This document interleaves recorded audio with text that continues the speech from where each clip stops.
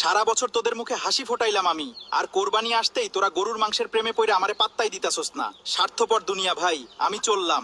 আরে মুরগি ভাই, কেঁদে লাভ নাই, ফ্রিজে এখন শুধু গরুর মাংসের রাজত্ব।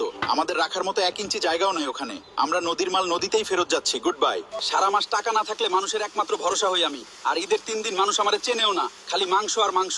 বেশি চর্বি খেয়ে যখন পেট নষ্ট হবে তখন বুঝবা। অন্য সময় তো আলু ভর্তা ছাড়া তোদের এক লোকমাও পেটে যায় না, আর আজ মাংস পেয়ে আমারে পান্তা ভাতের থাল থেকে একেবারে ডাস্টবিনে ফেলে দিলি।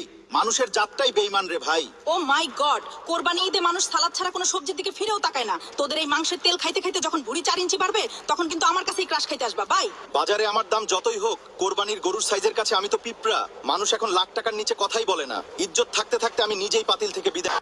এই পিচ্চি দেশি পুঠি, বিয়ে বাড়িতে আমার এন্ট্রি মানেই সম্মানের লেভেল আপ। কি রাগ করলা? দাম কম হইলেও স্বাদে কিন্তু আমি গ্রামের বস। বস। এই